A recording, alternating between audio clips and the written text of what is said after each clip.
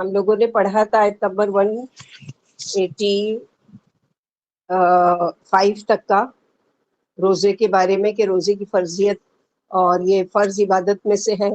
اور اس میں پہلے کیا کیا گیا تھا؟ پہلے اللہ تعالیٰ نے تسلی دی ہم کو کہ تم کوئی اکیلی وہ نہیں ہو کہ تم پر یہ روزے فرض کیے گئے جو تم کو مشکل لگ رہے ہو.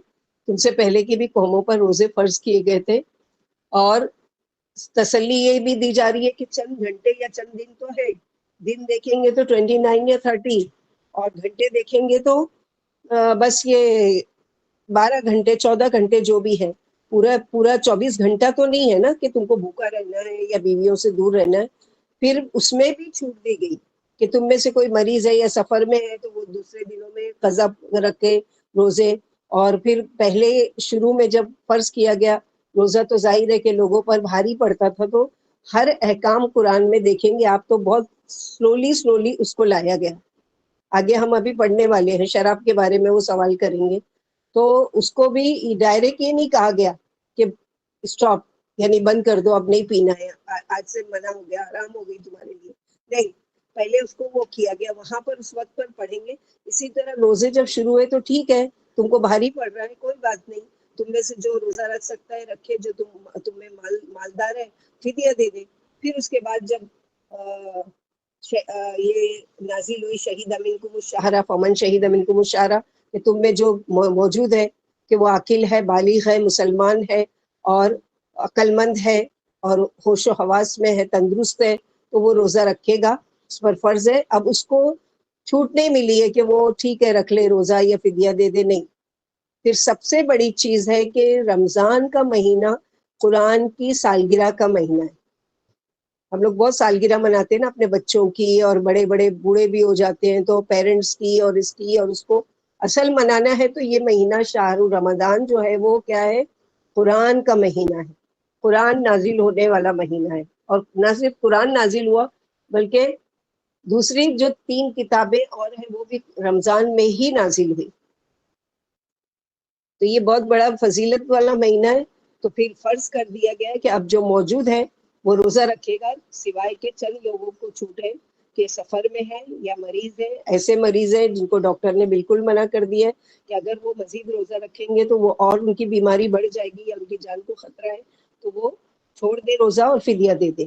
یا پھر ایسا مریض ہے کہ جس کو امید ہے کہ تھوڑے دن میں دوا کھا لے گا، وہ کر لے گا، اچھا ہو جائے گا، آپریشن ہے وہ ہو جائے گا، یہ جو بھی ہے، اور بعد میں وہ صحت مند ہوئے گا تو پھر وہ روزہ رکھے گا، بعد میں قضا کرے گا اس کی. یا پھر حاملہ عورت ہے، دودھ پلانے والی مائیں ہیں، یا نفاس میں ہے یا حیض آ گیا ہے، تو پھر ان کو بھی روزے کی چھوٹ نہیں ہے. نماز کی چھوٹ مل گئی کہ نماز کی قضا نہیں ہے لیکن روزے کی قضا ہے. تو یہ جو ہم لوگوں کو بتایا جاتا ہے، بچپن سے سنتے آئے ہیں قضائے عمری، اور یہ ہر نماز کے ساتھ فرض نماز پڑھ لو، یہ کر لو، اللہ تعالیٰ نے ظلم نہیں کیا کیونکہ روزے گنتی کے چھوٹتے ہیں، 6 ہیں یا 7 ہیں. اب نماز کو اگر وہ دیکھا جائے تو ہر مہینے کے ساتھ وہ یعنی 7 دن کی 5 نمازیں، کتنا بوجھ. تو اللہ تعالیٰ آگے کیا کہہ رہے ہیں؟ یرید اللہ بکم اليسر ولا یرید بکم العسر. اللہ تم سے سختی نہیں چاہتے، دین بہت آسان ہے، لوگوں نے اس کو سخت بنا لیا اپنی جان پر ظلم کر کے. اور وَلِتُكْمِلُوا الْعِدَّةَ وَلِتُ، تاکہ تم مکمل کرو گنتی، 30 دن 29 دن جو بھی ہے. اور عید کا دن آ گیا. اب عید کے دن کیا ہے؟ روزہ رکھنا حرام ہے، اس دن کھاؤ پیو اور خوشی منانے کا دن ہے. ہاں، کرنے کا کام کیا ہے کہ عید کی نماز پڑھنا ہے اور تکبیرات، چاند دیکھتے ہی تکبیرات شروع ہوتی ہے اور نماز تک کا تکبیرات ہوتی ہے. اللہ اکبر، اللہ اکبر، لا الہ الا اللہ، اللہ اکبر، اللہ اکبر وللہ الحمد، اللہ اکبر کبیرہ والحمد للہ کثیرہ وسبحان اللہ بکرۃ واصیلہ. اسی لیے آگے کی آیت میں بتا دی اپنی مرضی سے نہیں تکبیر کرو گے کہ کچھ بھی اس میں ورڈز بڑھا دو، کچھ بھی کر دو. جیسے طواف کرتے ہوئے لوگوں کو کیا کہا گیا ہے کہ تم صرف دعا پڑھو، ربنا آتنا فی الدنیا حسنۃ وفی الآخرۃ حسنۃ وقنا عذاب النار. اب وہاں پر جا کر دیکھیں گے آپ تو اس کے اپنی طرف سے وقینا عذاب القبر، وقینا عذاب دجال، وقینا عذابی، اور اپنی طرف سے پتہ نہیں کیا کیا ورڈز. بس اسٹاپ وہاں پر بول دیا گیا کہ وقینا عذاب النار، ختم ہو گیا. تو یہاں پر اسپیشلی آیت نمبر 185 جو اینڈ ہو رہا ہے اس میں کیا کہا گیا؟ الا ما ہداکم، اس پر جو تم کو ہدایت دی گئی ہے، یعنی جو قرآن میں آ گیا طریقہ کہ ایسے یہ کام کرنا ہے دین کا، یا پھر رسول اللہ صلی اللہ علیہ وسلم نے اس کو کہا یا کیا، یا پھر یہ کہ کسی کو کرتے ہوئے دیکھا اور اس کو شاباشی دی یا اس کو اپریشیٹ کیا، تو وہ ہداکم ہے وہ کام۔ اس کے علاوہ اپنی مرضی کا دین نہیں لے کر چلنا ہے کہ چلو مجھے مثلا 4 رکعت نماز فرض کی گئی ہے ظہر کی، اب ثواب کا ہی کام ہے نا، میں 5 پڑھ لیتی ہوں، نہیں، یا پھر میں جلدی میں ہوں اور نہیں پوری کر سکتی 4، میں 3 ہی پڑھ لیتی ہوں، نہیں۔ ماں ہداکم، ہر معاملے میں تم کو یہ دیکھنا پڑے گا کہ اللہ کے رسول صلی اللہ علیہ وسلم نے وہ کام کیسے کیا، ٹھیک ہے؟ اپنی مرضی بالکل دین میں نہیں چلے گی۔ میں اپنی مرضی سے بہت رش ہوتا ہے حج کے وقت، سبھی کعبے میں ہوتے ہیں، میں اس دن جا کے مینا میں بیٹھ جاؤں گی۔ عرفات کے دن سب حاجی ایک ساتھ اکٹھا، بہت رش ہوتا ہے، میں اس دن نہیں جاتی، تو آپ کا حج بھی نہیں ہوگا۔ ماں ہداکم کے اوپر آپ کو حج کرنا ہے، ماں ہداکم کے اوپر عمرہ کرنا ہے، ماں ہداکم کے اوپر روزے رکھنا ہے، ماں ہداکم کے اوپر نماز پڑھنی ہے۔ ہر وہ کام جو دین کا کرنے لگے نا، اس کے لیے کیا کرنا ہے؟ ویسا کرنا ہے جیسا کہ اللہ تعالیٰ نے آپ صلی اللہ علیہ وسلم کو حکم دیا، آپ نے کیا اور کر کے بتایا۔ آگے اللہ تعالیٰ فرماتے وَلَعَلَّكُمْ تَشْكُرُونَ، تاکہ تم شکر کرو کہ اللہ تعالیٰ نے تم کو پورا سال روزے کے لیے نہیں رکھا، تاکہ تم شکر کرو۔ اللہ تعالیٰ نے 24 گھنٹے کا روزہ نہیں دیا تاکہ تم شکر کرو۔ اللہ تعالیٰ نے تمہارے لیے بہت ساری سہولتیں دی ہیں اور بہت سارے اس میں اجر و ثواب رکھے ہیں روزے کے دنوں میں۔ جنت کے دروازے کھول دیے جاتے ہیں، جہنم کے دروازے بند کر دیے جاتے ہیں۔ سب سے زیادہ اس مہینے میں لوگوں کی گردنیں جہنم کی آگ سے چھڑائی جاتی ہیں، عام گناہوں کی معافی ہے، اور مہینہ ختم ہونے تک کا جو مکمل طریقے سے روزہ رکھتا ہے اور تراویح پڑھتا ہے اور وہ سارے احکامات جو رمضان میں کرنے کے اللہ کے نبی صلی اللہ علیہ وسلم سے ثابت ہے، وہ سارا کرنے سے تمہارے گناہوں کی معافی ہو جاتی ہے۔ تو یہ ساری ان سب رمضان کا ٹاپک چلتے چلتے بیچ میں آیا وَإِذَا سَأَلَكَ عِبَادِي أَنِّي فَإِنِّي قَرِيبٌ، اور جب میرے بندے آپ سے، میرے بندے میرے بارے میں پوچھیں، سوال کریں میرے بارے میں کہ ہمارا رب کہاں ہے، تو میں قریب ہوں۔ یہاں پر قل نہیں لایا گیا، یہ چیز کا غور کیجئے، قل انی قریب نہیں کہا گیا، انی قریب، پھر میں قریب ہوں۔ ایک اعرابی نے آ کر نبی صلی اللہ علیہ وسلم سے پوچھا، اللہ کے رسول صلی اللہ علیہ وسلم کیا ہمارا رب قریب ہے؟ اگر قریب ہے تو ہم اس سے سرگوشیاں کریں، یعنی چپکے چپکے اس کو پکاریں، اور اگر دور ہے تو ہم اونچی اونچی آوازوں سے اس کو پکاریں۔ آپ صلی اللہ علیہ وسلم خاموش رہے، اس پر اللہ تعالیٰ نے آیت نازل کی کہ تمہارا رب قریب ہے۔ کتنا قریب ہے اس کا جواب آگے دیا سورہ قاف کی آیت نمبر 16 میں۔ اللہ تعالیٰ فرماتے ہیں نحن اقرب الیہ من حبل الورید، ہم تو اس کی رگ جان سے بھی زیادہ، یعنی جو رگ ہوتی ہے نا گردن میں، جس کو کٹ کر دیا جائے تو اس کی خون بہ جائے گا اور جان نکل جائے گی، اللہ تعالیٰ تو اس سے بھی زیادہ قریب ہے۔ تو کتنی بڑی بے وقوفی ہے کہ جو قریب رب ہے اس کو چھوڑ کر ہم دور والوں کو پکارتے ہیں۔ جیسے کہ اللہ سبحانہ و تعالیٰ دوسری جگہ فرماتے ہیں فَهُوَ مَعَكُمْ أَيْنَمَا كُنْتُمْ، اسی طرح یعنی تم جہاں کہیں بھی وہ تمہارے ساتھ ہے۔ تو یہاں پر یہی بتایا گیا۔ اور اس کے علاوہ ابو موسیٰ اشعری رضی اللہ عنہ کہتے ہیں ہم ایک لڑائی میں اللہ کے رسول صلی اللہ علیہ وسلم کے ساتھ تھے۔ جب ہم کسی اونچے مقام یا ٹیلے پر چڑھتے یا کسی اترنے کی جگہ پر اترتے تو زور سے تکبیر کہا کرتے تھے۔ آپ صلی اللہ علیہ وسلم نے فرمایا لوگوں اپنے اوپر رحم کرو، تم کسی بہرے یا غائب کو نہیں پکارتے ہو بلکہ سننے والے اور دیکھنے والے کو پکارتے ہو جو تم سے تمہاری سواریوں کی گردنوں سے بھی زیادہ قریب ہے۔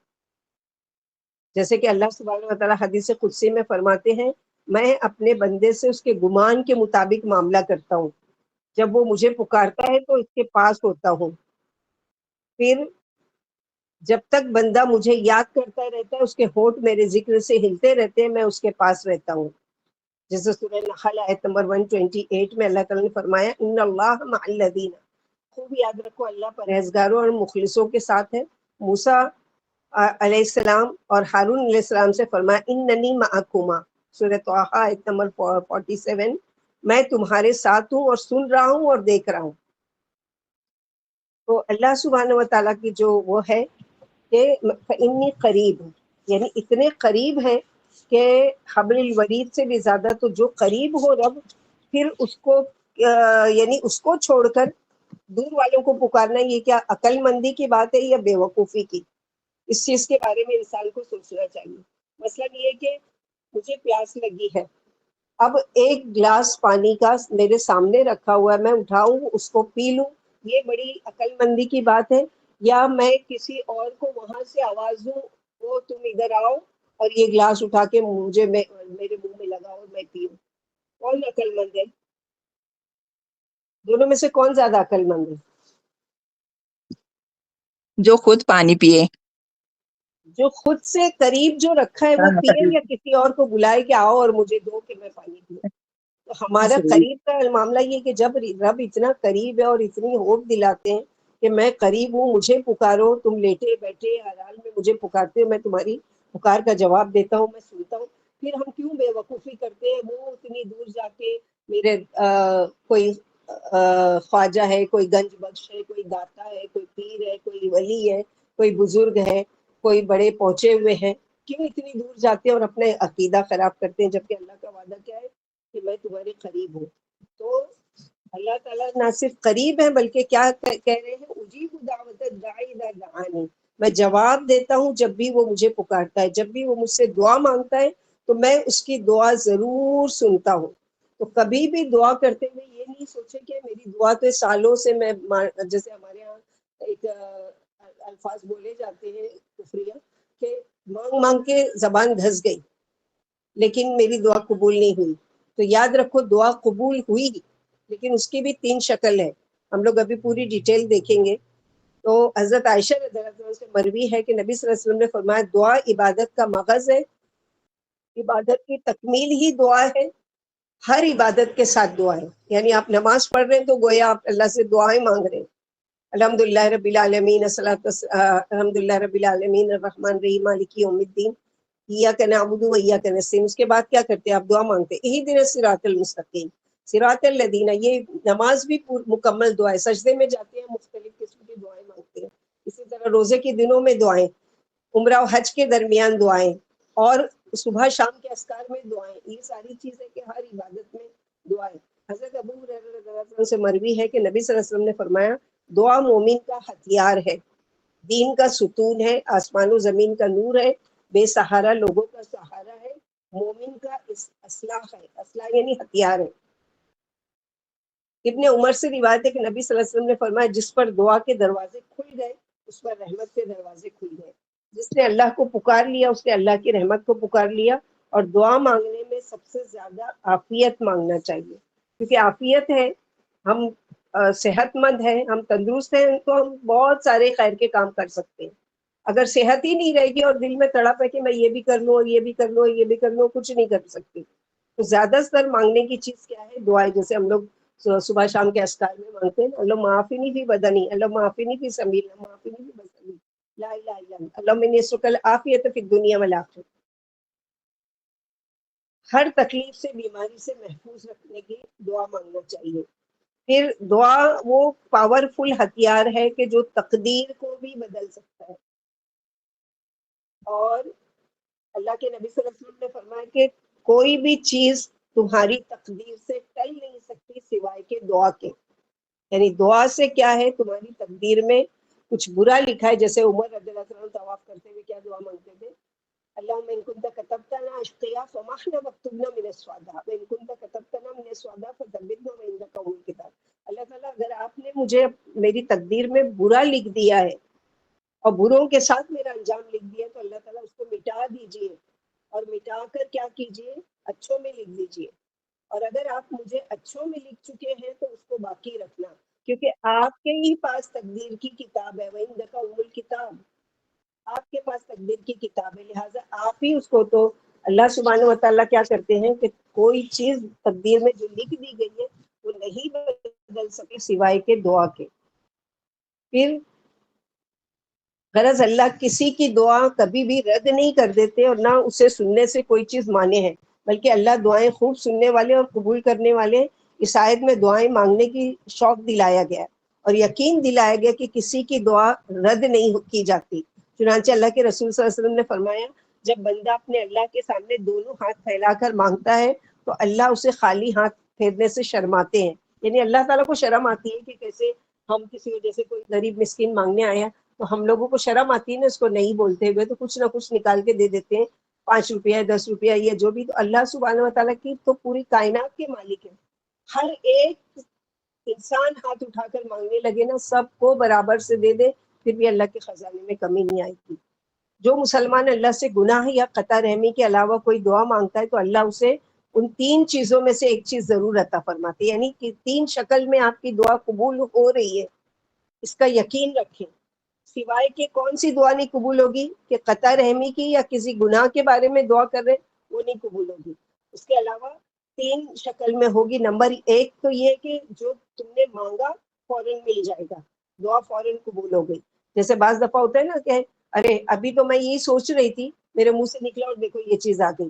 جیسے کسی کو یاد کر رہے تھے کہ وہ مل جائے یا اس سے ملنا ہے یا دل چاہ رہا ہے اس سے ملنا، اور اچانک وہ آ جاتی ہے اپنے گھر میں، ارے یہی تو میں چاہ رہی تھی.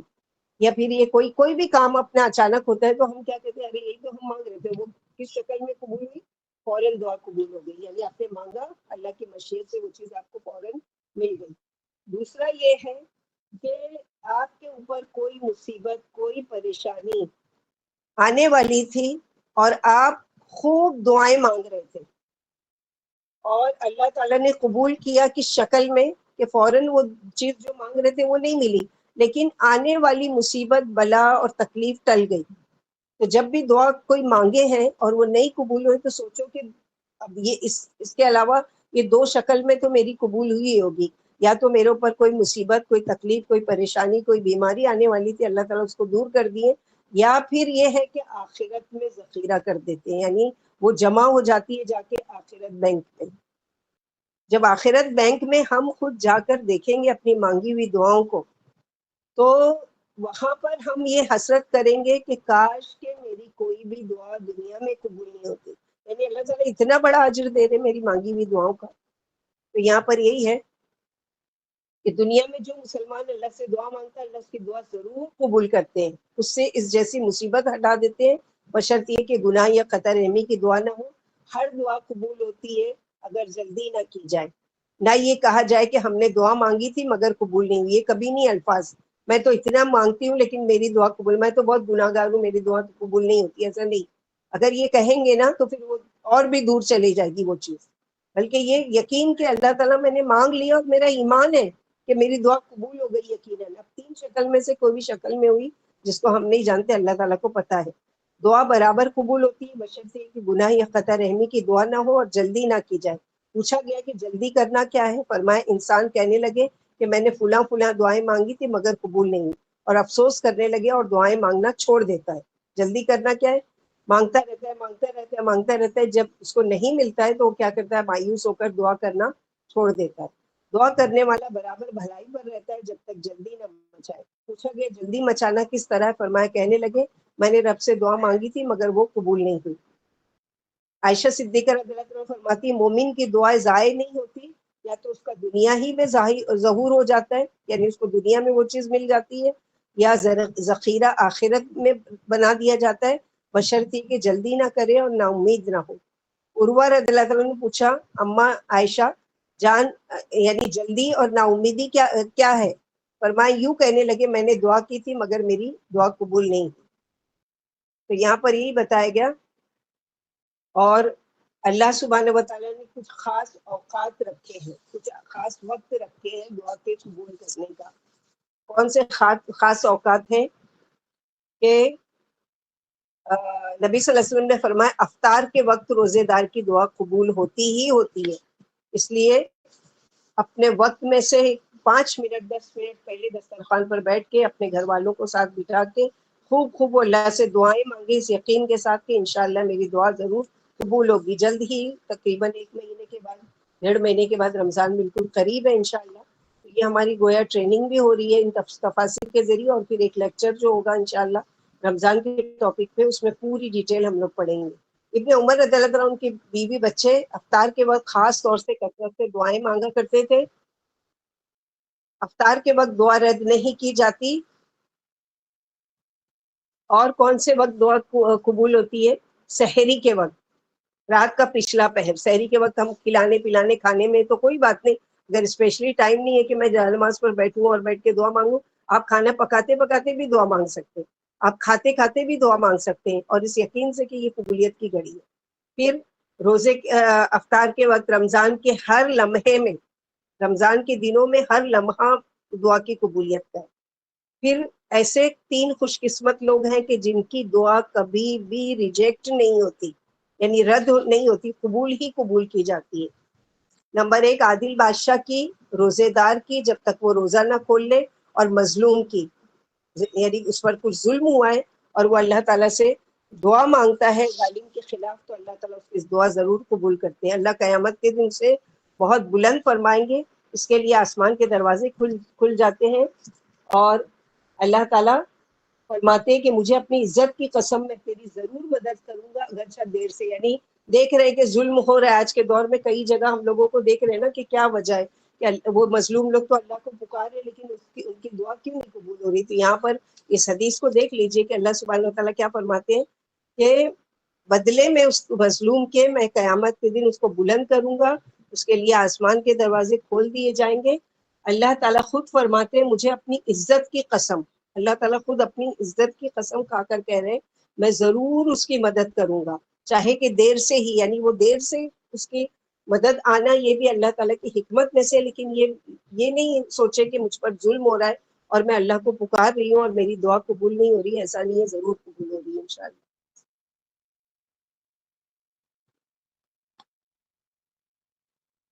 اس کے علاوہ اور دیکھیں گے، میں نے بتایا تھا نا یہ اتنی امپورٹنٹ آیت ہے بیچ میں رمضان کے لانے کے، کہ اب آداب دیکھیں گے کہ ادب کیا ہے، دعا ہم کیسے مانگے۔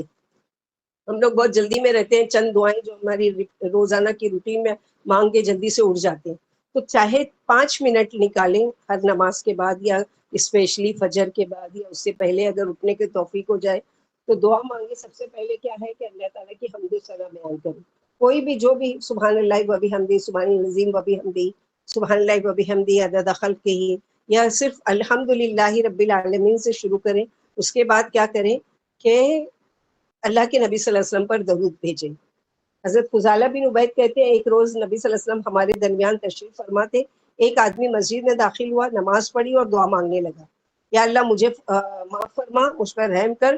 آپ صلی اللہ علیہ وسلم نے فرمایا اے نمازی، تو نے دعا مانگنے میں جلدی کی، جب نماز پڑھ چکو اور دعا کے لیے بیٹھو تو اللہ کی شایان شان حمد و ثنا کرو، پھر مجھ پر درود بھیجو، پھر اپنے لیے دعا مانگو۔ فضالہ بن عبید کہتے ہیں ایک دوسرے آدمی نے نماز پڑھی، اس کے بعد اللہ کی حمد و ثنا کی، نبی کریم صلی اللہ علیہ وسلم پر درود بھیجا، تو رسول اللہ صلی اللہ علیہ وسلم نے ارشاد فرمایا اے نمازی دعا کر، اب تیری دعا ضرور قبول کی جائے گی۔ تو کیا طریقہ بتایا گیا کہ اپنی دعا شروع کرنا ہے اللہ کی تعریف کے ساتھ، اللہ آپ کریم ہو، اللہ آپ رحیم ہو، اللہ رب العالمین ہو، آپ ساری کائنات کے مالک ہو، آپ خالق ہو مالک ہو۔ یا دعا اگر یاد ہے سبحان اللہ و بحمدہ عدد خلقہ ورضا نفسی وزینت عرشی ومداد، یا سبحان اللہ و بحمدہ سبحان العظیم، اور درود شریف، اور پھر اپنی لینگویج میں دعا مانگے۔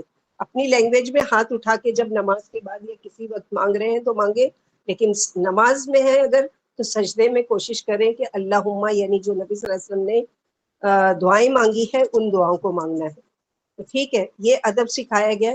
پھر دعا دل جمعی سے، یعنی کیسے کہ پورے یقین کے ساتھ، یعنی آپ کا دل بھی حاضر ہو، خالی زبان سے الفاظ نکل رہے، دل میں خیالات کہیں اور جا رہے، کچھ نہیں، دل سے جو وہ شعر سن چکے ہوں گے نا، دل سے جو بات نکلتی ہے اثر رکھتی ہے، پر نہیں طاقت پرواز مگر رکھتی ہے۔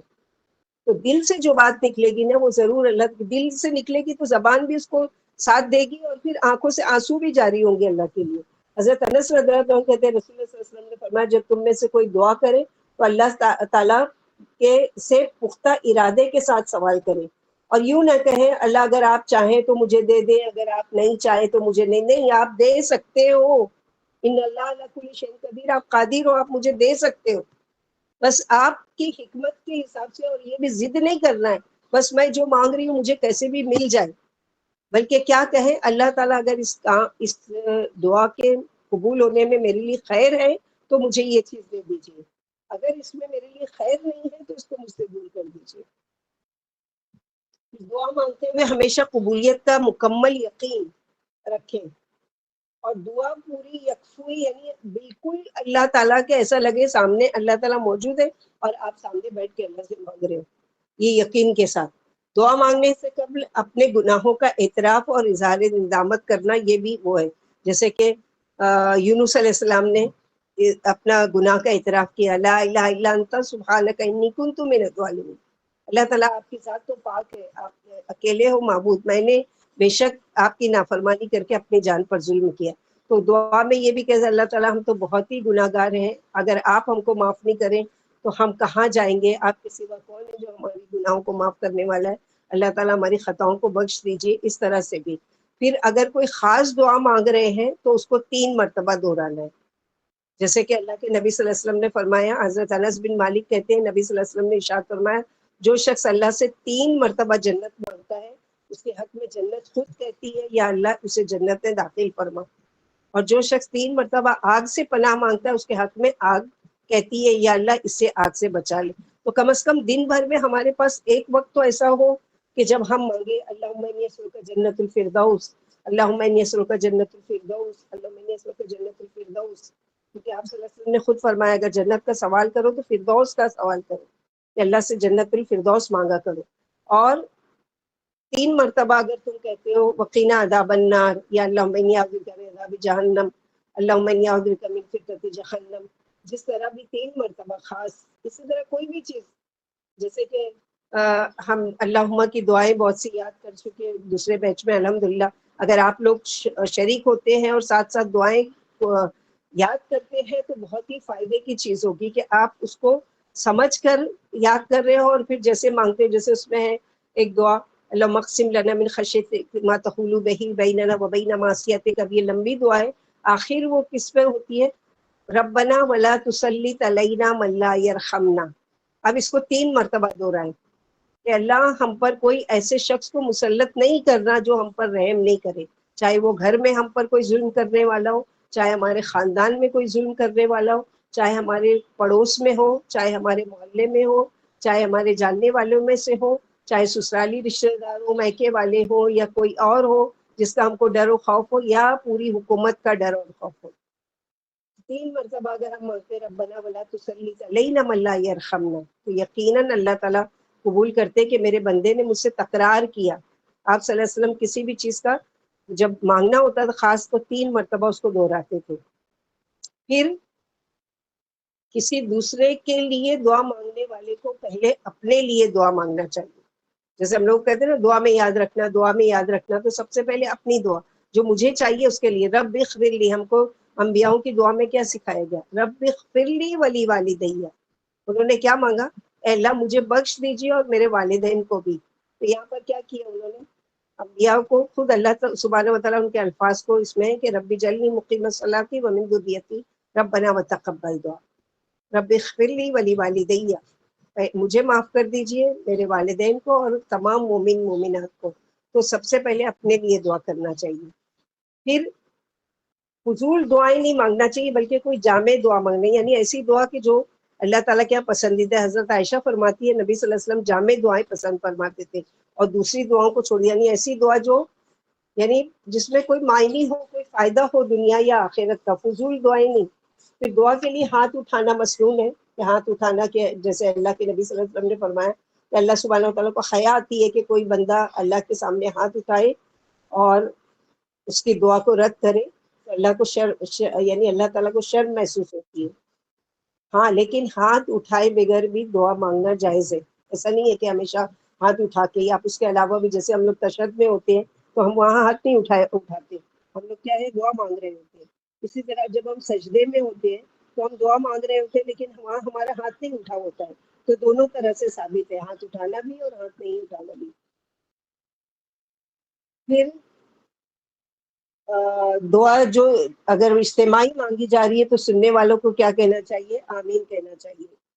اور ایک یقین کے معمولی سی چیز، ہم لوگ تو بڑی بڑی چیزیں، اللہ تعالیٰ مجھے اولاد نہیں، اولاد دے دیجئے، میں بے گھر ہوں مجھے گھر دے دیجئے، میری بچوں کی شادی نہیں ہو رہی کروا دیجئے، اللہ تعالیٰ کہ نہیں، چھوٹی سی چیز۔ صحابہ کرام کا حال دیکھیں گے کہ جوتی کا تسمہ بھی، حضرت انس رضی اللہ عنہ کہتے ہیں رسول اللہ صلی اللہ علیہ وسلم نے فرمایا تم میں سے ہر ایک کو اپنی ہر ضرورت اللہ سے مانگنی چاہیے، حتیٰ کہ جوتی کا تسمہ ٹوٹ جائے، جوتی کا تسمہ جس سے ہم جوتے کو باندھتے ہیں وہ بھی ٹوٹتا تھا تو وہ بھی اللہ سے مانگتے تھے، یا رب آپ دے دیجیے، اور مانگ کے بیٹھے نہیں رہتے تھے ٹھیک ہے مانگ لیا اللہ تعالیٰ سے، اللہ تعالیٰ کہیں سے بھی بھیج دیں گے، نہیں، اب جاتے تھے وہ ڈھونڈنے کے لیے، جاتے تھے وہ خریدنے کے لیے، لیکن پہلا خیال جو آتا تھا جس کا اللہ تعالیٰ دلا دیجیے. جیسے مثلا میں کھانا پکا رہی ہوں، کھانا پکاتے ہوئے اللہ تعالیٰ میں نے یہ بنا دیا، اللہ تعالیٰ اس میں خیر و برکت اور لذت آپ ہی ڈال سکتے ہیں. تو یہ چیزیں روزانہ روز مرہ ہم اللہ سے تعلق ہمارے ہر کام میں ہو سکتا ہے. اللہ تعالیٰ میں نے یہ کام کر دیا، جتنی میری استطاعت ہے اللہ تعالیٰ اب اس میں یعنی اس لوگوں کو اس پر راضی کرانا آپ کا کام ہے، اللہ تعالیٰ اس میں خیر برکت ڈالنا آپ کا کام ہے، اللہ تعالیٰ لذت ڈالنا آپ کا کام ہے. یہ ساری چیزیں ہم تو چھوٹی سے چھوٹی چیز ہم لوگ کیا سمجھتے ہیں کہ خالی وہ جان نماز پر بیٹھ کر ہم ہاتھ اٹھا کے دعا مانگے تبھی دعا قبول، نہیں، آپ کچن میں پکاتے ہوئے کام کرتے ہوئے کسی سے بات کرتے ہوئے، مثلاً یہ کہ کوئی ایسا شخص ہے جس کا فون آیا اور آپ ایک دم چوکنا ہو جائے، ارے باپ رے اب اس سے کیسے بات کریں گے، پتہ نہیں سب باتوں کا غلط معنی لے گی، اچھی بات بھی کروں گی تو اس کو برا لگے گا. یہ اللہ تعالیٰ سے وہی دعا مانگنے فون اٹھانے سے پہلے اللہ تعالیٰ مجھے حکمت عطا فرمائے کہ میں اس سے کیسے بات کروں. ہر معاملے میں دعا مانگے پہلے اللہ تعالیٰ سے، اتنا کانٹیکٹ رکھے اپنا اللہ تعالیٰ کے ساتھ، اتنا کنیکشن رکھے اللہ تعالیٰ کے ساتھ. پھر سنت یہ ہے کہ دعا کرتے وقت اپنا رخ قبلہ کی طرف ہو، اگر نہیں بھی ہے تو کوئی شرط نہیں ہے، اس کے بغیر بھی مانگی جا سکتی ہے دعا. پھر جیسے بتایا گیا کہ اللہ تعالیٰ کے اچھے ناموں کو وسیلہ بنا کر، جیسے ہم لوگوں نے سورہ بقرہ میں پڑھا کہ پہلی جو اسم اعظم ہے وَإِلَٰهُكُمْ إِلَٰهٌ وَاحِدٌ لَا إِلَٰهَ إِلَّا هُوَ الرَّحْمَٰنُ الرَّحِيمُ اللَّهُ لَا إِلَٰهَ إِلَّا هُوَ الْحَيُّ الْقَيُّومُ أَلِف لام میم اللَّهُ لَا إِلَٰهَ إِلَّا هُوَ الْحَيُّ الْقَيُّومُ وَعَنَتِ الْوُجُوهُ لِلْحَيِّ الْقَيُّومِ. یہ مانگ کے پھر اللہ سے، یا پھر وہ جو دعا ہم لوگوں نے اگر جن کو بھی یاد ہو، اللہم انی عبدک ابن عبدک، اس میں بھی دعا ہے اللہ کے ناموں کا، اللہم انی اسألک لک سمیت بہ نفسک وانزلت فی کتابک وعلمت آدم من خلقک. اسی طرح انبیاؤں کی دعاؤں کو آپ دیکھیں گے تو ہر کوئی یعنی اللہ تعالیٰ سے الگ الگ طریقے سے دعا مانگتے رہے، اور اللہ تعالیٰ نے ان کو قرآن میں مینشن کیا ہے. تو قبولیت کے آداب دیکھ لیے ہم نے اللہ تعالیٰ سے دعا مانگنے کا. اس کے علاوہ کون کون سے اوقات ہیں ہم نے وہ دیکھے، اور کون سے وہ لوگ ہیں جن کی دعا قبول ہوتی ہے. جیسے کہ اس کے علاوہ بھی ہے کہ 3 آدمیوں کی دعائیں اللہ تعالیٰ رد نہیں کرتے باپ کی اولاد کے حق میں. تو اپنے شوہروں سے کہا کریں کہ اپنے بچوں کے حق میں دعا کیا کریں. نمبر 2 روزے دار کی، اور نمبر 3 مسافر کی دعا بھی رد نہیں ہوتی ہے کہ مسافر سفر میں ہے، اسی لیے کوئی بھی سفر میں جائے تو اس سے کہے کہ ہمارے لیے خاص دعا کیجیے. خاص طور پر جب عمرے اور حج کے لیے جاتے ہیں تو ان کے لیے کہ ہمارے لیے ہمارا نام لے کے دعا کیجیے کہ اللہ تعالیٰ آپ کی دعا رد نہیں کریں گے سفر میں. پھر ہم لوگوں نے پڑھا رات کے آخری حصے میں اللہ تعالیٰ نے تعریف کی ہے کہ وہ بندے جو راتوں کو اٹھتے ہیں اللہ تعالیٰ کی رضا و خوشنودی حاصل کرنے کے لیے، اور مجھ سے جو بھی مانگتے ہیں میں ان کو قبول کرتا ہوں. پھر اذان اور اقامت کے درمیان دعا ضرور قبول ہوتی ہے. جو وہ خوش قسمت جن کے کان اذان کی آواز سن پاتے ہیں، جیسے کہ آج کل بینڈ ہے کہ ہم بالکل نہیں سن پا رہے، اندازے سے ہم لوگ جواب دیتے ہیں، تو جو سن پاتے ہیں وہ اذان کے الفاظ کو مکمل جواب دے. اور پھر اس کے بعد کیا کرے کہ اس کے بعد دعا ہے اللہم رب هذه الدعوة التامة والصلاة القائمة آت محمدا الوسیلة والفضیلة وبعثه مقاما محمودا الذی وعدہ اشهد ان لا الہ الا اللہ واشهد ان محمدا عبدہ ورسولہ رضیت باللہ ربا وبالاسلام دینا وبمحمد النبی صلی اللہ علیہ وسلم.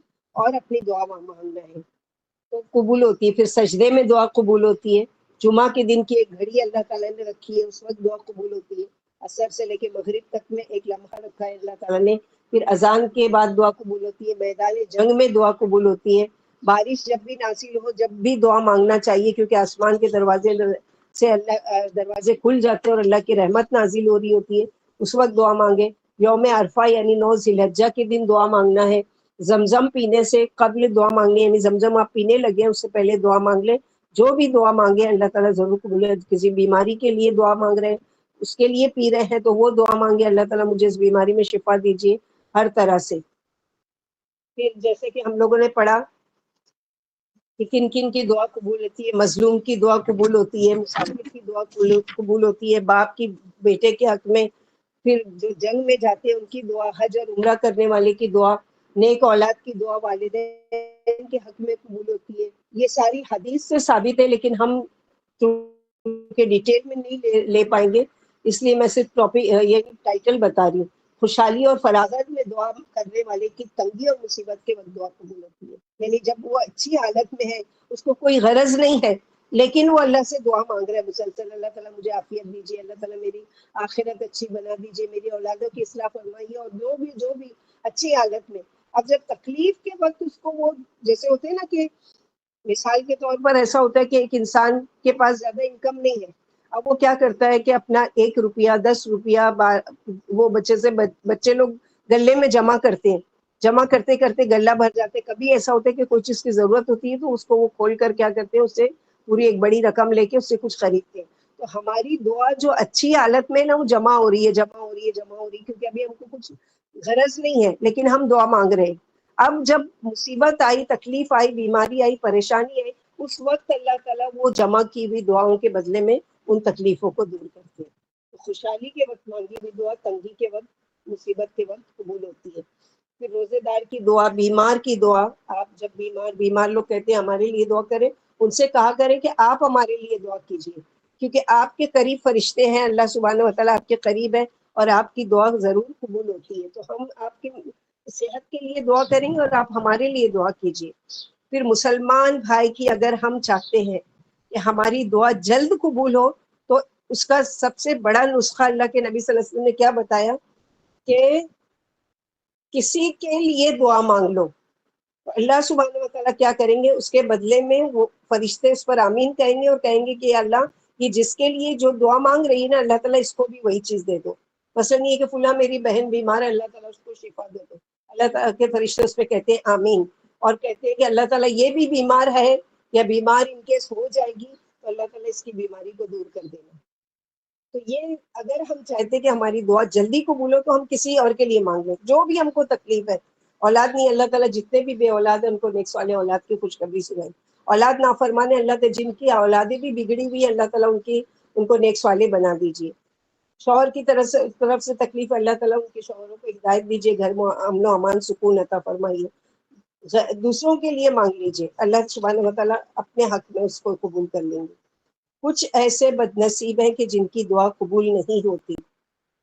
رزق حرام کھانے والے کی دعا، جس کے کھانا لقمہ حرام کا ہے، سودی لین دین کا ہے، رشوت خوری کا پیسہ آ رہا ہے، یا حرام طریقے سے کوئی ایسا جس کے بزنس کو حرام قرار دیا گیا ہے، وہ اگر وہ بزنس کر رہا ہے یا روزی کما رہا ہے اور اپنے بیوی بچوں کو کھلا رہا ہے، تو یاد رکھے کہ وہ دعا مانگے گا، اس کی دعا قبول نہیں کی جائے گی. اسی طرح گناہ اور قطع رحمی کی دعا، کوئی گناہ کی دعا، مثلا یہ کہ اللہ تعالیٰ میں مجھے ایسا کوئی کاروبار کرا دیجئے جو لوگوں کو پتہ ہی ہے کہ یہ حرام ہے، تو وہ بھی نہیں قبول ہوگی.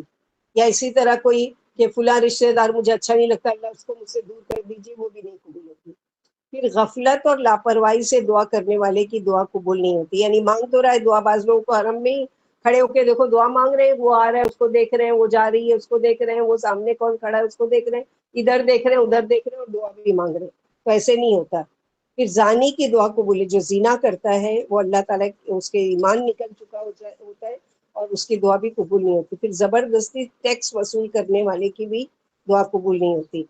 پھر سب سے زیادہ جو ہے کہ وہ امر بالمعروف، کوئی غلطی کسی کی کرتے ہوئے دیکھے اور اس کو اگر آپ اس کی اصلاح کرنے کی کوشش نہیں کرتے، یا ہاتھ سے یا زبان سے یا دل میں برا نہیں سمجھتے، تو یاد رکھے کہ پھر آپ کی دعا قبول نہیں ہوگی. پھر کسی کا نام لے کر، اگر کسی نے کہا کہ میرا نام لے کر خاص میرا لیے دعا کرنا، تو ضرور اس کا نام لے کے دعا کی جا سکتی ہے. کافروں کی ہلاکت اور بربادی کے لیے بھی دعا کی جا سکتی ہے. دعا میں اللہ تعالیٰ کے اسم اعظم کو وسیلہ بنا کے دعا کی جا سکتی ہے. دعا میں نیک اعمال، کوئی خیر کا نیکی کا کام آپ نے کیا، اب آپ پر وہ مصیبت آئی ہے، مثلا کوئی کسی کی مصیبت کے وقت آپ نے مدد کی تھی، مال دیا تھا یا جو بھی دیا تھا یا جیسے بھی مدد کی تھی، اب وہ آپ نے اس نیت سے کی تھی کہ میرا رب مجھ سے راضی ہو جائے اور کوئی مقصد نہیں تھا. اب وہ چیز کی آپ کو ضرورت پڑ گئی، آج وہ مال کی آپ کو ضرورت پڑ گئی، آج وہ دعا کی قبولیت کی اب اس کو کیش کرا سکتے ہیں، اللہ تعالیٰ فلاں کام میں نے آپ کے لیے کیا تھا، اگر آپ کو وہ پسند آ گیا تھا، اللہ تعالیٰ آج مجھے اس چیز کی ضرورت ہے، اللہ تعالیٰ مجھ سے اس تکلیف کو دور کیجیے اور میری دعا قبول کیجیے.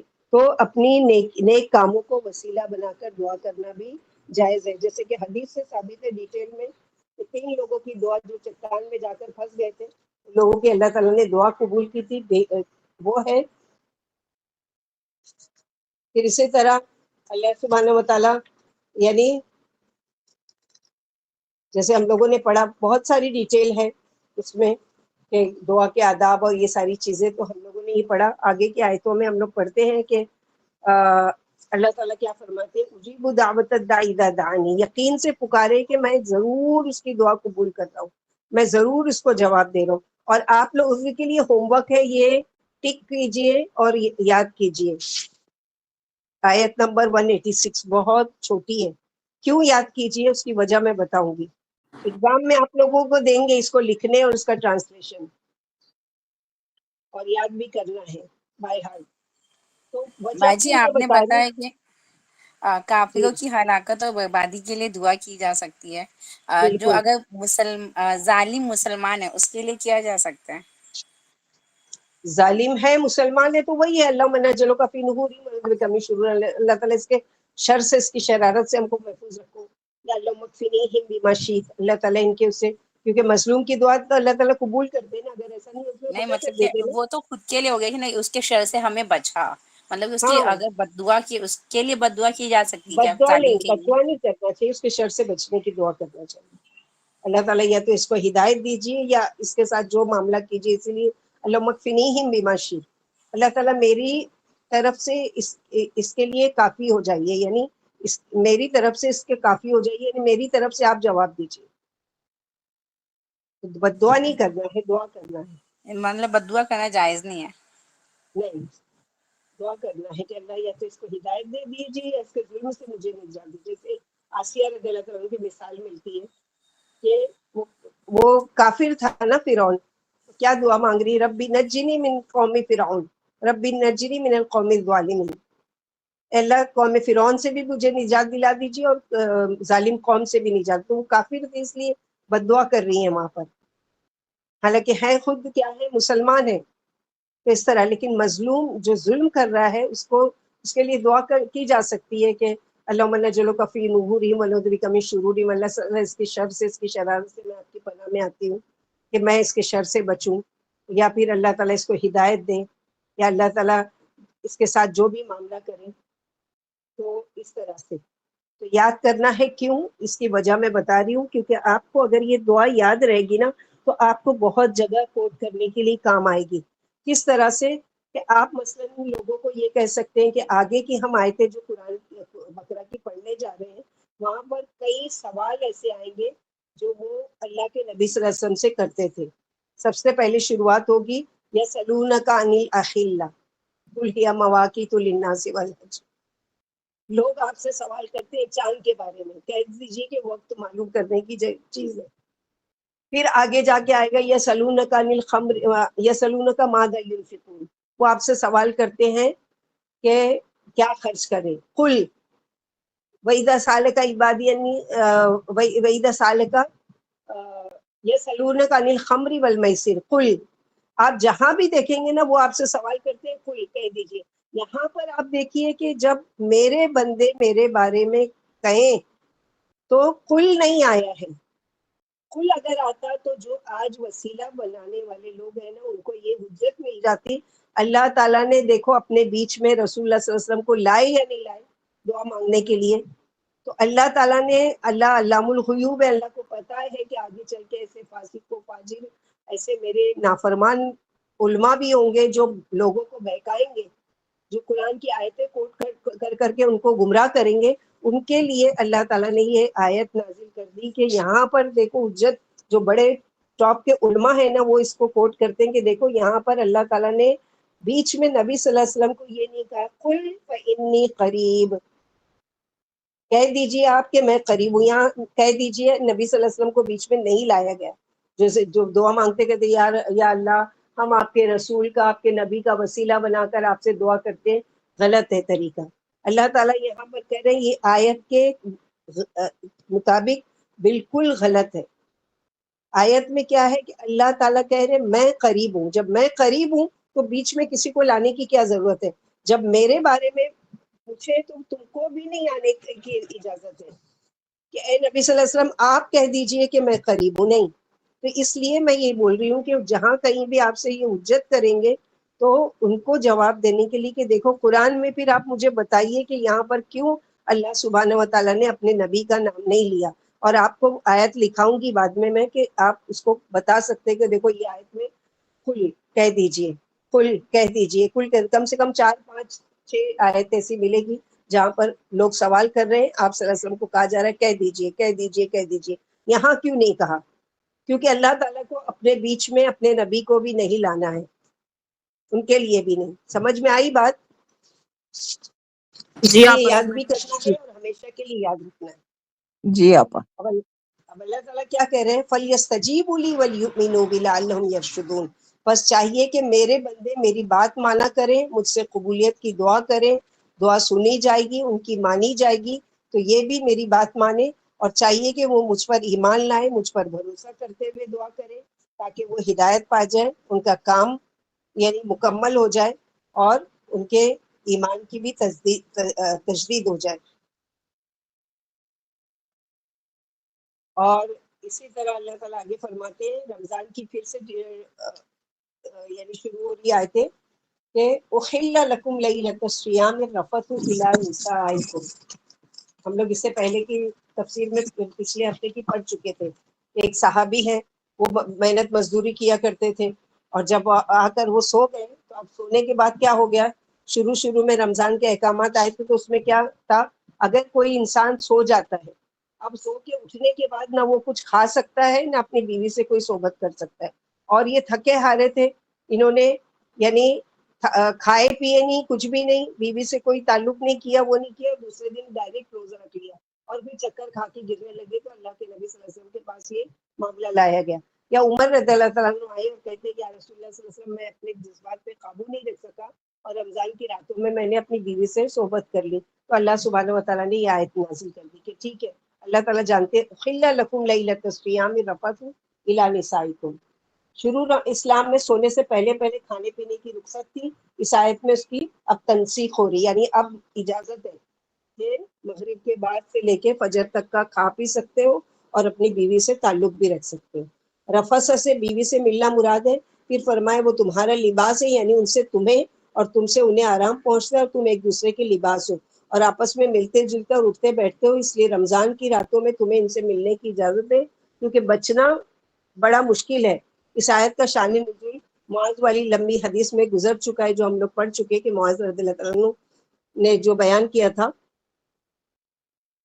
تو یہاں پر یہی بتایا گیا کہ پہلی آیت میں یہ بتایا گیا اور اس کے بعد کیا ہے اب اجازت دی جا رہی ہے کہ رمضان سے لے کر مغرب سے لے کر فجر تک کے لیے تم پر یہ ساری چیزیں، ظاہر ہے کہ ایک مشکل پابندی تھی اور اللہ تعالیٰ نے بعد میں اس کو ہلکا کر دیا.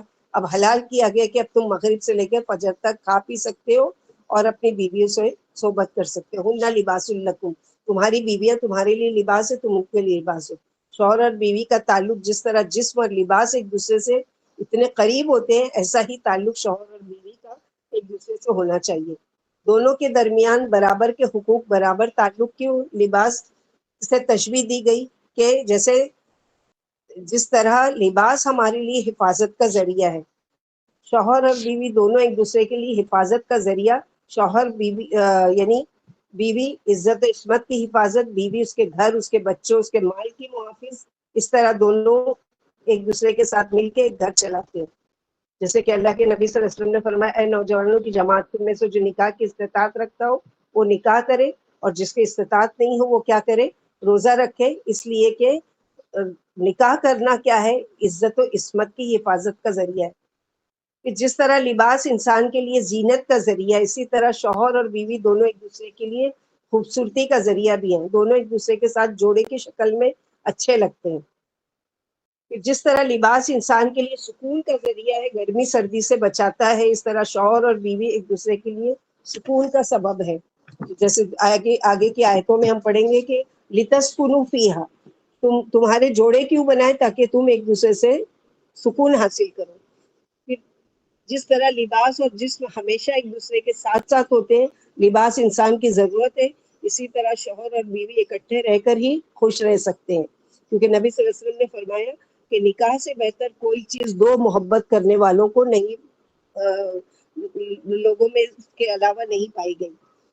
جس طرح لباس انسان کے لیے عزت و وقار کا ذریعہ ہے، ایسے ہی دونوں اگر ایک ساتھ ہو فیملی کی شکل میں تو ایک عزت اور وقار کے ساتھ لوگوں سے ملتے ہیں، اسی لیے دونوں کو ایک دوسرے کی عزت و آبرو کا خیال رکھنا چاہیے۔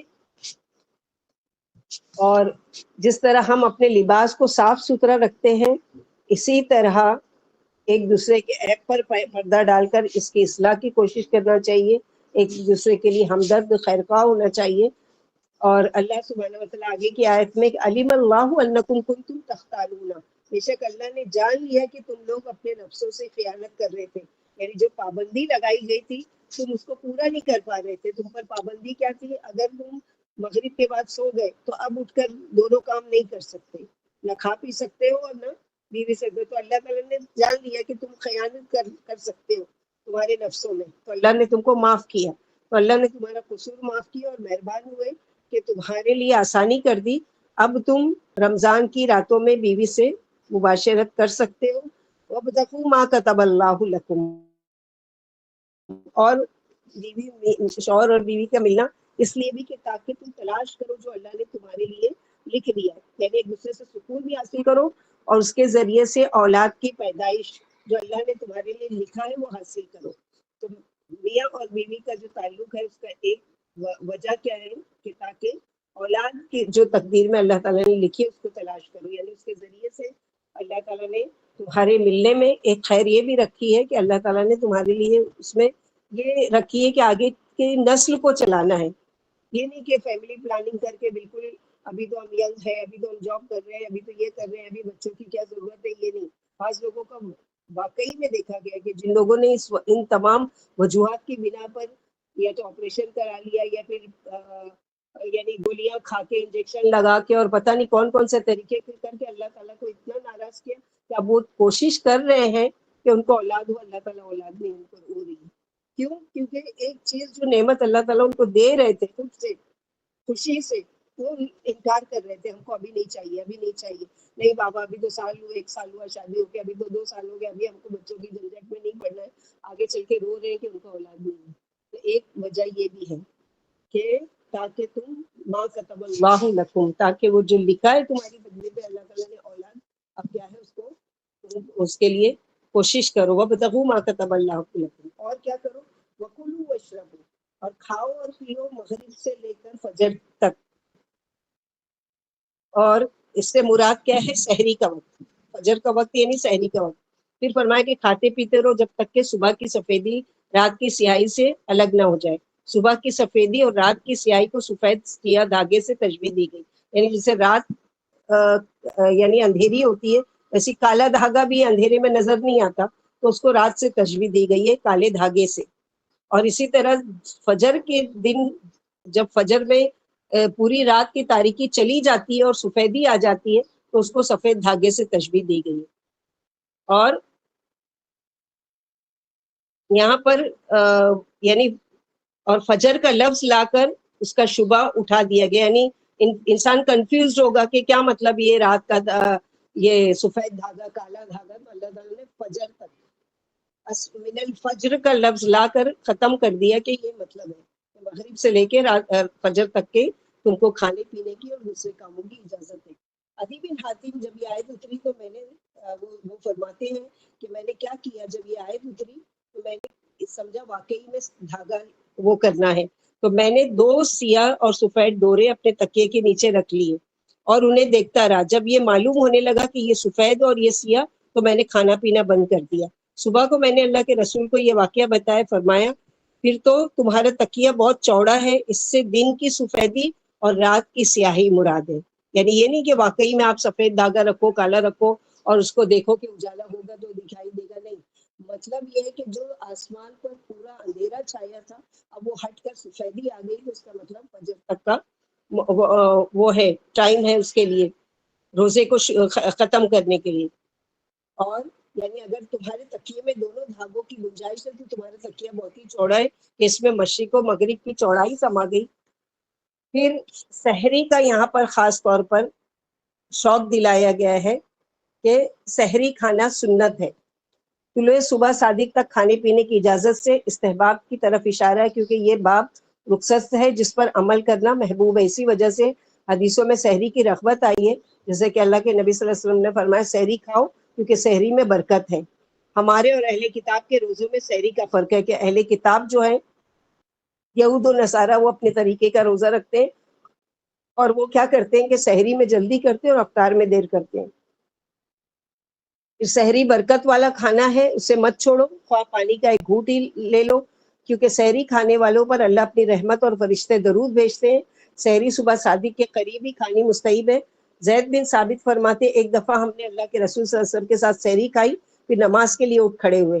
انس رضی اللہ عنہ نے پوچھا اذان و سحری میں کتنا فاصلہ تھا؟ فرمایا 50 آیتوں کا، یعنی جتنی دیر میں سمجھو آپ سورہ ملک پڑھ لیں اور اس کے ساتھ 20 آیت پڑھ لیں، یعنی 50 آیت، اتنی دیر کا فاصلہ ہے سحری کھانے سے لے کر اذان ہونے تک کا. ہم لوگ ہمارے یہاں کیا کرتے ہیں بعض دفعہ کہ بالکل اذان ہو رہی ہے اور لوگ پانی پی رہے ہوتے ہیں. ایسا نہیں ہے، بلکہ اس سے اتنی ٹائم تک کا، جتنی دیر میں آپ 50 آیتیں پڑھ سکتے ہیں اتنی آیت اتنے ٹائم تک کا اذان سے پہلے چھوڑ دینا چاہیے سحری یعنی کھانا پینا. میری امت ہمیشہ بھلائی پر رہے گی جب تک روزہ جلدی کھولتی رہے گی اور سحری دیر سے کھاتی رہے گی. پھر روزے کا آخری وقت بتایا، پھر فرمایا کہ روزے کو رات تک پورا کر لو. معلوم ہوا کہ سورج ڈوبتے ہی روزہ کھولنے کا حکم ہے. اللہ کے رسول صلی اللہ علیہ وسلم نے فرمایا جب ادھر سے رات آئے اور ادھر سے دن آ جائے تو روزے دار روزہ کھول لے. جب تک لوگ روزہ کھولنے میں جلدی کرتے رہیں گے بھلائی پر رہیں گے. ایک حدیث قدسی میں ہے مجھے وہ بندے بہت پیارے ہیں جو جلدی روزہ کھولتے ہیں. ہمارے وہاں کیا اس وقت کرتے، نہیں میرے محلے کی اذان نہیں آئی یا میری مسجد کی اذان کی آواز نہیں آئی اس لیے میں روزہ، بھلے سے دوسری مسجد کی کان سے آواز آ رہی ہے لیکن نہیں، تعصب میں نہیں، ہماری مسجد کی آواز نہیں آئی تو ہماری اور تمہاری کیا. وان المساجد للہ، مسجد تو ساری اللہ کے لیے ہے. کہیں سے بھی آپ کے کان میں آواز پڑی کہ مغرب ہو گئی خلاص روزہ کھولیے. اب آپ کو تعصب میں کیوں پڑھنا ہے کہ میری مسجد اور تیری مسجد اور فلاں کی مسجد اس کی مسجد؟ ہاں ان کی نہیں وہ کرنا جو تاخیر کرتے ہیں، ان کی تو بالکل ہی نہیں. جیسے شیعہ لوگ ہمارے روزے سے ان کے 10 منٹ کے بعد روزہ کھلتا ہے تو ان کی بالکل تشبیہ نہیں کرتا. یہاں پر جلدی کا حکم دیا کہ جلدی کرو. اور کیا کرنا ہے، وَلَا تُبَاشِرُوهُنَّ وَأَنْتُمْ عَاكِفُونَ فِي الْمَسَاجِدِ. اب رات میں بیویوں سے صحبت کرنا جائز تھا، لیکن اب جب اعتکاف میں بیٹھے ہو تم تو یہ بھی تمہارے لیے منع ہو گیا کہ اب یہ بھی نہیں کر سکتے. جو 2 کام حلال کر دیے گئے تھے مغرب سے لے کے فجر تک اعتکاف کی حالت میں، اب ایک کام اور منع کیا گیا ہے کہ وَلَا تُبَاشِرُوهُنَّ، اور نہ تم مباشرت کرو اپنی بیوی سے جبکہ تم اعتکاف کی حالت میں مسجد میں ہو. اعتکاف کی حالت میں بیوی کے ساتھ تعلق جائز نہیں ہے. اعتکاف کیا چیز ہے؟ اپنے آپ کو کسی چیز سے روک دینا، جما دینا. اصطلاحی معنی کیا ہے؟ اپنے آپ کو ہر چیز سے کٹ کر یاد الہی کے لیے گوشہ نشین، جیسے لوگ کرتے ہیں کہ اپنے گھر بار کو چھوڑ کے، اپنے بیوی بچوں کو چھوڑ کے، سب کچھ کر کے مسجد کا ایک کونا یہ فکس کر لیتے ہیں اور وہاں بیٹھ کر عبادت کرتے، روزہ رکھتے، نماز پڑھتے، قرآن پڑھتے، دعا کرتے. تو وہ ایک خاص مخصوص کر رہے ہیں. اعتکاف کا مطلب ہی ہے کہ اپنے آپ کو جما دینا، ایک جگہ پر فکس کر لینا. اور یہ سنت موقدہ کفایہ ہے، یعنی اگر پورے محلے میں سے کوئی ایک آدمی بھی مسجد میں بیٹھ جاتا ہے تو تمام محلے والوں کی طرف سے کافی ہو جائے گا. اس کا مطلب کوئی اور نہیں رکھے، نہیں جتنے لوگ رکھ سکے، لیکن کوئی ایک بھی اگر کوئی محلے سے نہیں اعتکاف میں بیٹھتا ہے تو سب کے لیے پھر پکڑ ہوگی، یعنی سبھی گناہ گار ہوں گے. تو یہ سنت موقدہ کفایہ ہے. اگر بستی میں کچھ لوگ بھی اعتکاف میں بیٹھ جائے تو سب کی طرف سے ہو جائے گا. ضروری نہیں ہے کہ ہر گھر سے ایک افراد نکلے. پھر اعتکاف کی بڑی فضیلت بھی ہے. مصنون اعتکاف کیا ہے؟ رمضان کے آخری عشرے میں روزہ رکھنا شرط ہے اس کے لیے.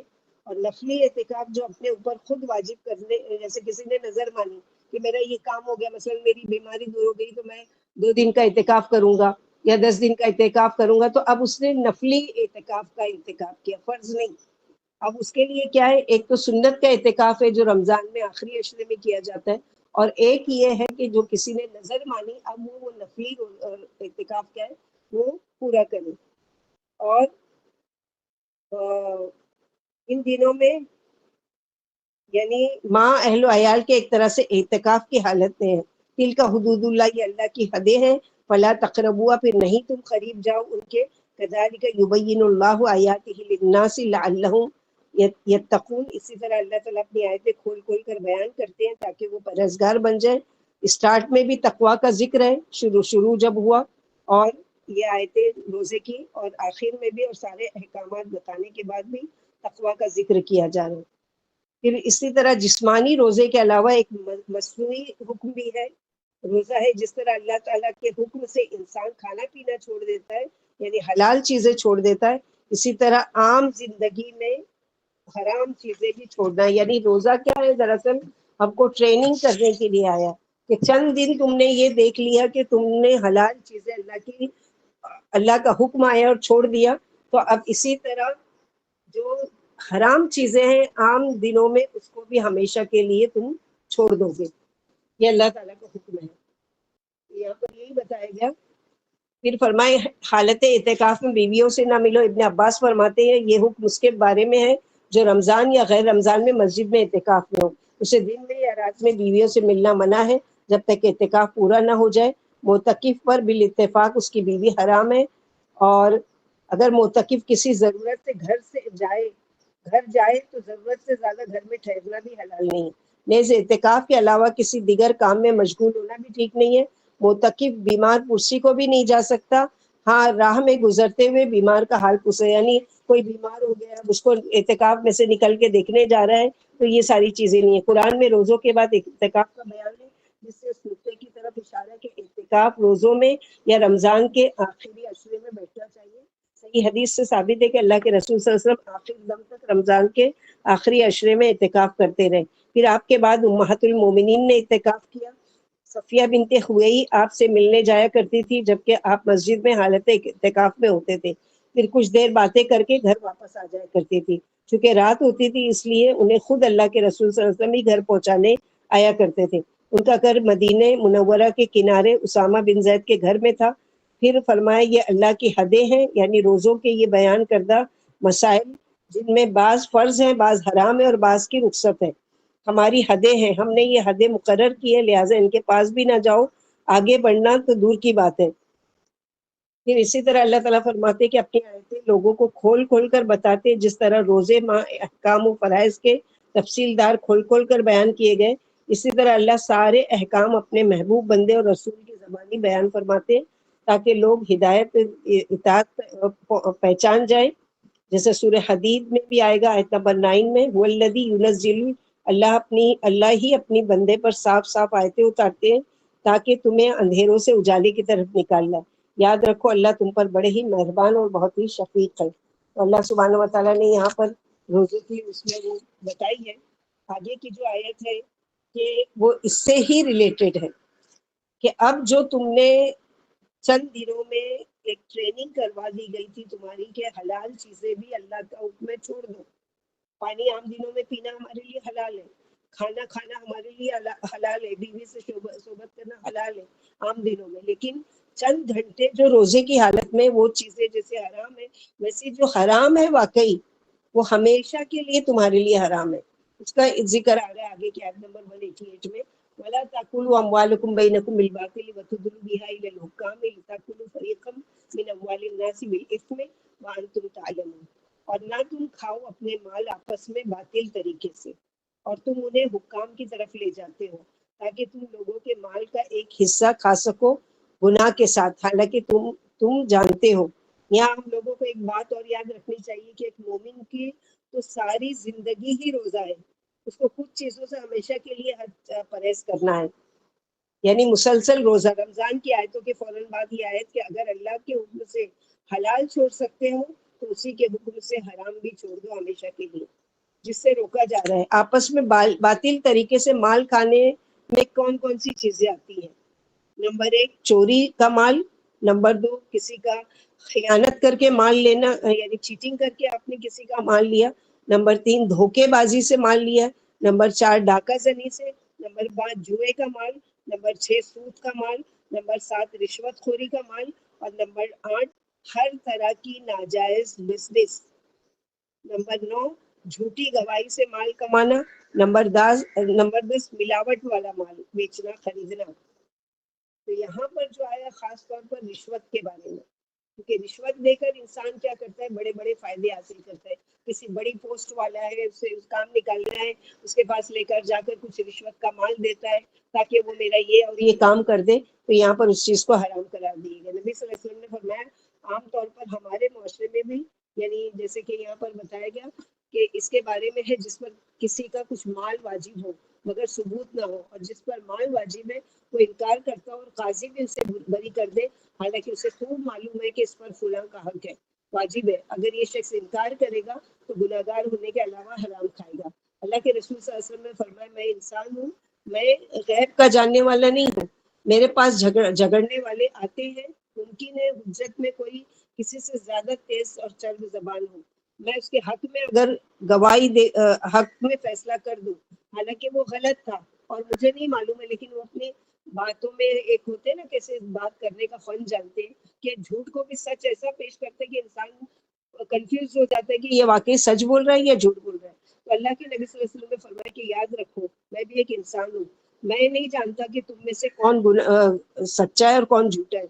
جو جھوٹا ہے اگر وہ اپنی زبان کی چرب زبانی کہتے ہیں جس کو، یعنی بات ایسے طریقے سے انداز سے کرنے کی وجہ سے کہ وہ اپنے آپ کو سچا ثابت کر رہے ہیں، تو یاد رکھو اگر میں نے اس کے حق میں جھوٹے کے حق میں فیصلہ دے دیا تو پھر وہ اپنا ٹھکانہ جہنم میں بنا لے، کیونکہ وہ خود اس کی پکڑ ہوگی، میری نہیں ہے۔ اگر میں کسی کے حق میں مسلمان کے حق کا فیصلہ کر دوں تو یاد رکھو وہ آگ کا ایک ٹکڑا ہے، اسے اختیار ہے چاہے تو اس کو لے لے یا چھوڑ دے۔ پھر اس آیت و حدیث سے معلوم ہوا کہ قاضی کا فیصلہ خارج میں کوئی تبدیلی نہیں پیدا کرتا اور حرام کو حلال یا حلال کو حرام نہیں بناتا، فیصلہ ثبوت دیکھ کر کیا جاتا ہے، اگر ٹھیک ہے تو خیر، ورنہ قاضی کو فیصلے کا اجر ملے گا اور ظالم پر جرم کا وبال پڑے گا۔ یاد رکھو جس کے حق میں دوسرے کے حق کا فیصلہ کر دیا گیا اس کا جھگڑا ختم نہیں ہوا جب تک اللہ قیامت کے دن دونوں کو جمع نہ کرے اور ظالم سے مظلوم کا حق نہ دلوا دے، اور دنیا میں جو ناحق فیصلہ ہوا تھا اس کے بدلے ظالم سے مظلوم کو نیکیاں نہ دلوا سکے۔ یعنی اگر دنیا میں کوئی رشوت دے کر چھوٹ گیا ہے حالانکہ وہ مجرم ہے اور اس کے باوجود بھی وہ یعنی اپنے آپ کو چھڑا لیتا ہے رشوت دے کر، وہ کر کے، تو یاد رکھنا دنیا میں اگر اس کی چھوٹ ہو گئی ہے تو قیامت کے دن تو اس کی پکڑ ہونے ہی والی ہے۔ کیونکہ اگر ایک انسان جنتی بھی ہے تو جنت میں جانے سے پہلے بھی کیا ہے، ایک دوسرے کے حقوق پہلے دلوائے جائیں گے اور اس کے بعد اس کا فیصلہ کیا جائے گا، اس کے بعد اس کو جنت میں داخل ہونے کی اجازت ہوگی۔ جیسے کہ نبی صلی اللہ علیہ وسلم نے ایک مرتبہ فرمایا جانتے ہو کہ تم میں سب سے بڑا مفلس کون ہے؟ تو صحابہ کرام نے کہا کہ ہماری نظر میں تو مفلس وہ ہے یا رسول اللہ صلی اللہ علیہ وسلم کہ جس کے پاس مال نہیں ہو، جو مسکین ہو، غریب ہو۔ آپ صلی اللہ علیہ وسلم نے فرمایا نہیں، اللہ سبحانہ و تعالیٰ کی نظر میں مسکین دراصل کون ہے کہ قیامت کے دن ایک شخص آئے گا جس کے پاس پہاڑ کے برابر نیکیاں ہوں گی، بہت سارے خیر کے کام لے کر آئے گا، لیکن اب جب حساب کتاب شروع ہو رہا ہے تو چاروں طرف اس کے حقدار کھڑے ہیں، کسی کو ہاتھ سے مارا تھا، کسی کو زبان سے ظلم کیا تھا، کسی کا مال کھایا تھا، کسی کو بہتان باندھا تھا، کسی کو تکلیف دی تھی، کسی کو کوئی اپنی زبان سے اذیت دیا تھا، اپنے ایٹیٹیوڈ سے، اپنی عادتوں سے یا جو بھی ہے۔ اب وہ سارے لوگ کھڑے، کسی کو گالی دیا تھا، کسی کو ساتھ جھوٹ بولا تھا، جو بھی ہے وہ سارے لوگ کھڑے ہوئے ہیں لینے کے لیے۔ اب یہ کیا جا رہا ہے، اللہ تعالیٰ کیا فیصلہ ہے کہ یہ جو پہاڑ کے برابر نیکیاں ہیں نا، اس میں سے اس کو دے، ان مظلوموں کو دیتے جاؤ، دیتے جاؤ، دیتے جاؤ، دے دے کے نیکیوں کے پہاڑ پورے ختم۔ پھر بھی لوگ کھڑے ہوئے ہیں، ابھی ضرورت مند جن پر اس نے ظلم کیا تھا دنیا میں۔